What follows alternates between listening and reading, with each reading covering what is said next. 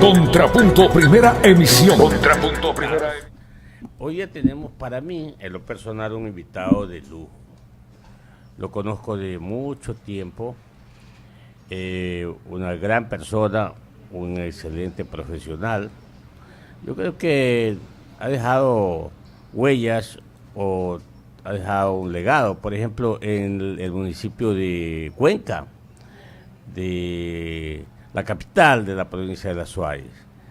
En la Asamblea Nacional, un gran trabajo, y me estoy refiriendo al arquitecto Fernando Cordero, más conocido en el ambiente de sus amigos como el Corcho Cordero. Lo saludamos afectuosamente, mi estimado arquitecto, y me da gusto tenerlo en los micrófonos de Huancavilca 830M. Bienvenido. Gracias, Clever. Buenos días a todos quienes nos escuchan en Radio Huancavilca. Bueno, todos se preguntan, especialmente los medios de comunicación, las personas que andan ligadas siempre, dice, bueno, ¿y por qué se fue el arquitecto Fernando Cordero? ¿Por qué renunció? Porque recordemos que usted es fundador de Alianza País, lo recuerdo plenamente. Queremos saber un poco por qué esa decisión y qué está haciendo políticamente. Bueno, realmente creo que lo más preciso es que no me fui, regresé a mis orígenes, regresé a lo que significa la militancia ciudadana. Nosotros hace 22 años nacimos como un movimiento ciudadano, primero en Cuenca con el nombre de Nueva Ciudad y luego en el país con el nombre de Nuevo País. En el año 2007 nos adherimos de un gran colectivo que se llamó en su momento Acuerdo País, porque queríamos en ese momento ir a una asamblea constituyente. Yo había ganado las elecciones por Nuevo País para estar en el Congreso Nacional como diputado y a los pocos meses, exactamente después de 3 meses, renuncié para adherirme justamente a la idea de esa Asamblea Nacional que finalmente se instaló en Montecristi en noviembre del año 2007. Luego de que terminó 8 meses después la Asamblea y la aprobó el pueblo ecuatoriano, la Constitución por referéndum, se convocaron a elecciones nacionales y ahí Nuevo País, Nueva Ciudad y todos, una cantidad de movimientos ciudadanos, nos sumamos, nos adherimos con total renunciamiento, sin ninguna mezquindad, con humildad y sobre todo con compromiso y responsabilidad. Por eso ustedes hablan de casi un hecho fundacional. Efectivamente, si bien ya existía Alianza País, ellos fueron candidatos sin diputados en el año 2007 y nosotros participamos todavía como Nuevo País, pero le apoyábamos ya a Rafael Correa como candidato a la presidencia de la República. Estos antecedentes que les he comentado es para decirles que regreso, que no me he ido, sino que regreso a mis orígenes. ¿Qué estoy haciendo políticamente? Eso, es decir, incentivando, escuchando, que creo que es lo que nos ha faltado. Yo puedo decir con la mayor sinceridad y con la mayor responsabilidad adicionalmente. Alianza País no ha tenido la capacidad de conducir las discrepancias que empezamos a vivir al día siguiente del 24 de mayo. Es imposible pensar que el movimiento más grande de este país, el movimiento que ha ganado durante 10 años seguidos 14 contiendas electorales, sea incapaz de procesar divergencias internas.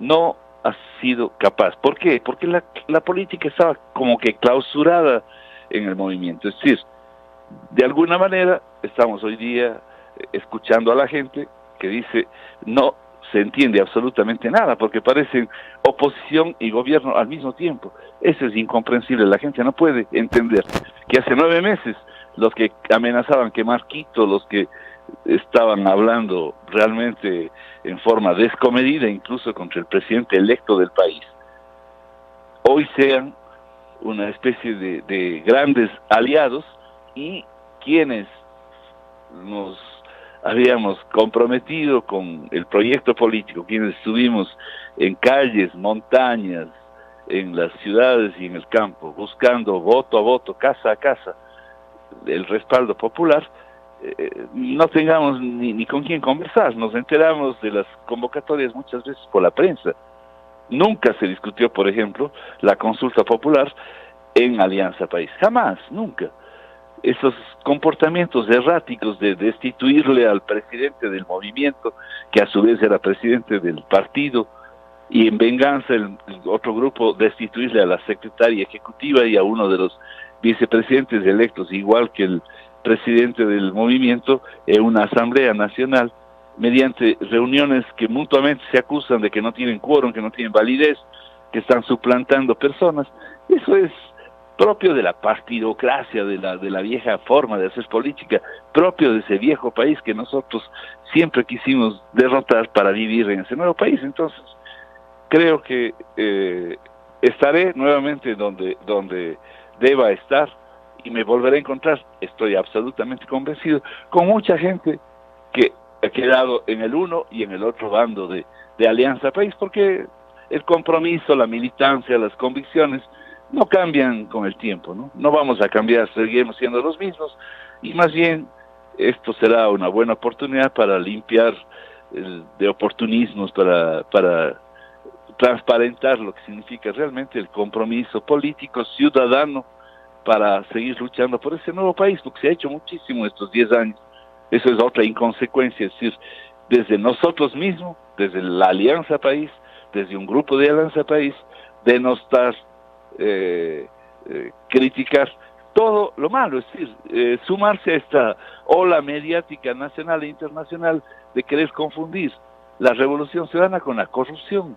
La corrupción es la esencia de los movimientos ciudadanos, la anticorrupción, quiero decir, la lucha contra la corrupción, es la esencia de lo que fue en su momento Nueva Ciudad, Nuevo País, lo que fue la Revolución Ciudadana. Entonces, que han habido algunos ministros que hoy ya están en la cárcel, y si es que hay otros más que deban ir, pues que vayan, porque eso no hace a un gobierno, eso no hace a un movimiento, eso no hace a un colectivo de más de 1 millón de personas corruptos. Ventajosamente la corrupción no es contagiosa. El estado natural de los ecuatorianos es la honradez, no es ningún mérito ser honrado, eso es lo normal. La corrupción es del estado anormal, y eso hay que saber diferenciarlo. La generalización siempre es mala en cualquier sentido, y en este caso es peor todavía porque viene de nosotros mismos, de nuestro propio grupo, de nuestro propio seno, para tratar de generar un parteaguas. Los unos son corruptos y los otros no lo son, y eso es absolutamente falso. 6 horas 49 minutos, dialogando con el arquitecto Fernando Cordero, expresidente de la Asamblea Nacional, exalcalde de la ciudad de Cuenca y actualmente superintendente de ordenamiento territorial. Arquitecto, ¿usted coincide con las expresiones del expresidente, el economista Rafael Vicente Correa Delgado, que dijo ayer, se van a repartir el país? ¿Coincide con esas expresiones? Bueno, yo creo que esa es justamente una razón adicional por la que nos sentíamos como pez fuera del agua. Es que es inimaginable que desde el propio grupo ganador de las últimas elecciones se haya hecho casi hasta lo imposible para dividir a ese grupo que, si es que uno de los puntales del gobierno nacional, del gobierno de la Revolución Ciudadana, es la capacidad de diálogo, y hay capacidad justamente para hablar con todo el mundo. Es decir, aquí hace pocos meses el prefecto de la SUAY había dicho públicamente, porque era partidario del señor Lasso, que si es que renunciaba, que si es que ganaba Lenín Moreno, él renunciaba a la prefectura. Ayer le oímos un discurso aquí, porque les entregaban algunos millones de dólares para vialidad y riego, le oímos ponderar del diálogo, de esta actitud civilizada de poder conversar entre diversos, que es lo que siempre nosotros en Alianza País propiciamos. No siempre encontramos conductas apropiadas y más bien recibíamos este tipo de descalificaciones, es decir, siempre eran descalificaciones las que se recibían frente a la propuesta de civilizadamente poder dialogar. Entonces, qué bueno que el diálogo haya hecho cambiar a personas como el prefecto de la SUAY, que ayer se fue en alabanzas hacia todo el gobierno, hacia la Revolución Ciudadana, hacia las personas que hoy día están formando parte del gobierno de Lenín Moreno. Qué bueno saber que ha sido todo mentira lo que se dijo antes, pero al mismo tiempo que malo que esa capacidad de diálogo no se haya puesto en práctica en el interior del propio movimiento Alianza País, en el propio grupo con el cual ganamos las elecciones hace apenas 8 meses. 52 minutos en Huancavelica 8:30 AM. Arquitecto Fernando Cordero, tengo en la línea porque está viajando a la refinería, al proyecto de refinería El Aromo en la provincia de Manabí, mi compañero, el licenciado Lenín Artieda Vega, quien quiere proyectarle una consulta a usted. Lenín, buenos días. ¿Cómo le va, economista? Muy buenos días al arquitecto Fernando Cordero. Yo quería cambiar un poquito de tema y consultarle al arquitecto sobre sus labores al frente de la Superintendencia de Ordenamiento Territorial. ¿Cómo ha encontrado la casa, arquitecto, y cuáles son los trabajos primordiales que se tienen que desarrollar con urgencia? Gracias, Lenin. Es una pregunta supremamente importante y sobre todo la oportunidad que me dan de compartir con el enorme público que ustedes tienen en este momento en la radio Huancavelica. Es decir, para mí y para toda la gente que hoy día estamos en la Superintendencia de Ordenamiento Territorial, esta es una nueva apuesta por la descentralización. Lejos de el propósito de la Ley de Ordenamiento Territorial y de la propia creación de la Superintendencia, aquello de atentar contra la autonomía municipal, aquello de pretender vulnerar a los gobiernos autónomos descentralizados, todo lo contrario. Yo ya me he dado un periplo, una vuelta por todo el territorio ecuatoriano, con la propia Asociación de Municipalidades, la Asociación de Juntas Parroquiales, también con la Asociación de Prefectos, coordinamos para tener estos encuentros. He tenido encuentros con todos los grupos de alcaldes de las llamadas regionales que tienen ellos, igualmente de las juntas parroquiales. Nos faltaría una reunión completa con los prefectos, porque hemos tenido reuniones individuales, pero en ese conjunto de reuniones y en cada uno de estos encuentros territoriales, como les llamamos, lo que hemos encontrado es que hay todavía en el Ecuador, y este es un mal que viene desde la fundación de la República, existen unas conductas centralistas, pero no es cierto que hay leyes centralistas, hay conductas centralistas, hay actitudes centralistas, hay costumbres que se pretenden superponer y a veces principalizarse en la relación entre gobiernos nacional o entre gobiernos provinciales y gobiernos cantonales, entre gobiernos cantonales y gobiernos parroquiales. Es decir, esta especie que tenemos de herencia errónea del centralismo, que no necesariamente es un tema solo nacional, también hay centralismos provinciales, regionales, cantonales y hasta en las parroquias en relación a los pequeños anejos también se observan este tipo de prácticas. Entonces, esta capacidad que tenemos ahora de tener un ente nacional que está además desconcentrado en todo el país, de poder atacar no a las entidades, porque no tendría ningún sentido, sino con las entidades, con las prefecturas, con los municipios, con las juntas parroquiales rurales, atacar la esencia del centralismo para poner en práctica lo que dice el artículo 1 de nuestra Constitución, de que somos un país unitario, pero que nos debemos gobernar descentralizadamente. La única posibilidad, Lenin y ciudadanos que me escuchan, de que el país pueda eliminar lo que la Constitución llama desequilibrios territoriales es de manera descentralizada y las entidades centrales de manera desconcentrada.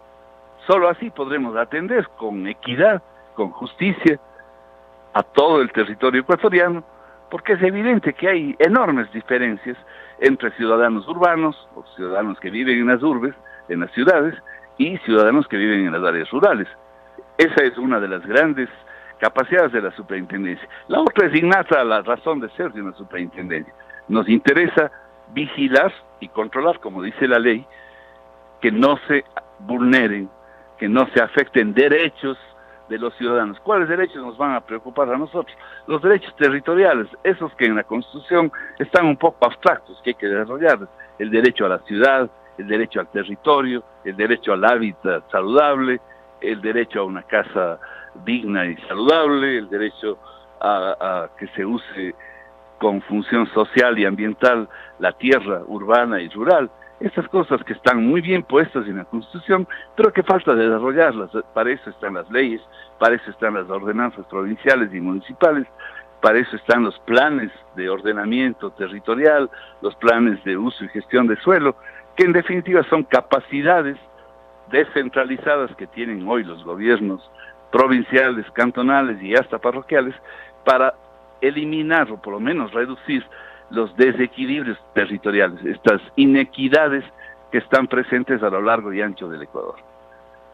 Y este trabajo que debe realizarse con prefecturas, con municipios, con los territorios, también hay que ejecutarlo en coordinación con el gobierno central. Y dadas las actuales circunstancias, arquitecto Fernando Cordero, ¿cómo se están desarrollando las cosas? ¿Usted ha sentido apoyo o debido a las circunstancias hay una suerte de bloqueo o de oposición a las labores que a usted le toca desarrollar desde la superintendencia?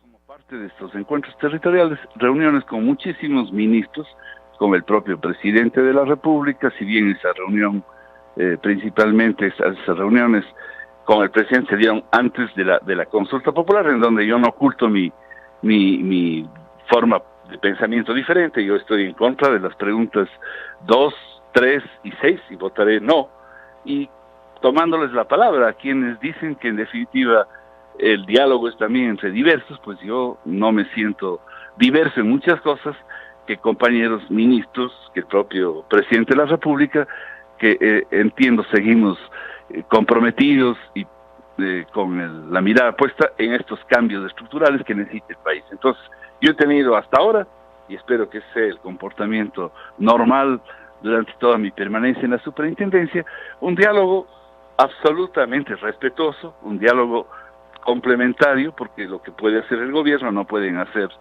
las prefecturas, las municipalidades, las parroquias.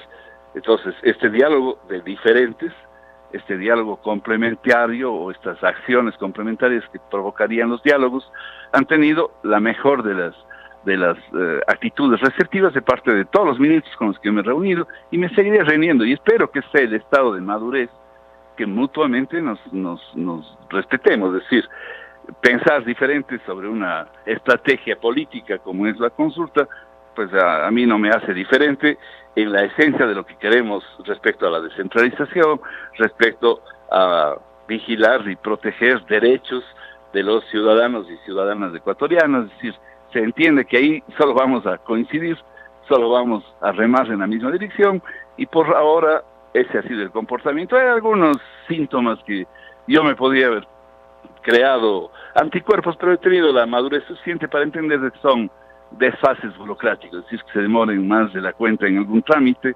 Es decir, teníamos 6 meses para aprobar la estructura de la superintendencia. A mí me eligieron el día 6 de julio y yo tenía 180 días que terminaban el día 2 de abril. 7 en punto de la mañana, arquitecto Fernando Cordero. Tengo un minuto, todavía me dice de producción un minuto, pero quiero darle ese minuto a Patti Ruiz para que le proyecte una pregunta. Gracias, economista. Arquitecto Cordero, buenos días. Con respecto a la pregunta número 5, que ha habido muchas críticas, sobre todo de los bloques de oposición a la consulta, que habla de la explotación de la minería. ¿Por qué no se lo hizo antes? Todos hablan ahora de que debería haber sido a través de decreto, pero lo propuso el Ejecutivo. ¿Por qué no se lo hizo antes, incluso en su periodo? Patti, a ver, pongamos las cosas en la real dimensión. La Constitución, aprobada en el 2008, protege de la misma manera que lo que hoy se prevé en la pregunta número 5, a las cuencas hídricas, al agua para consumo humano, para consumo productivo, que sea más bien ligado a la soberanía alimentaria. Es decir, exactamente el principio de la pregunta 5 está en la Constitución. ¿Cuál es la ampliación? Seguramente motivada por el desastre minero en la ciudad de Zaruma. Es decir, lo que está es ampliando, ya no solamente a las áreas protegidas, a las cuencas hidrográficas, que está ya en la Constitución actualmente, sino se está agregando de que no puede haber minería en el caso de centros poblados, para que no vuelva a darse una aprobación de minería debajo de una ciudad como Zaruma, en donde hay 60 kilómetros de túneles que ponen en riesgo no solamente la vida de los habitantes, sino uno de los patrimonios culturales más importantes que tiene el país y que desde hace rato espera que se presenten los documentos en la UNESCO para que sea reconocida como Patrimonio Mundial de la Humanidad. Zaruma y Cuenca estaban al mismo tiempo en una prelista de la UNESCO. De la Cuenca conseguimos que se convierta en Ciudad Patrimonio de la Humanidad en el año 99, y Zaruma se ha quedado, seguramente por estas contradicciones mineras, por estas inconsistencias. Qué bueno que la pregunta 5, la cual yo votaré favorablemente, agregue pues este componente adicional de prohibir la minería en el caso de los centros poblados, porque realmente sería un atentado contra la vida de las personas. Estimado arquitecto Fernando Cordero, le agradezco por estar con nosotros aquí en los micrófonos de Huancavelica 830M, y como siempre, pues, que le vaya bien. Le mandamos un abrazo desde acá, desde el Manso Guayá. Muchas gracias a todos ustedes y espero que podamos pronto volver a conversar. Muy amable. Huancavelica, la H grande de la información.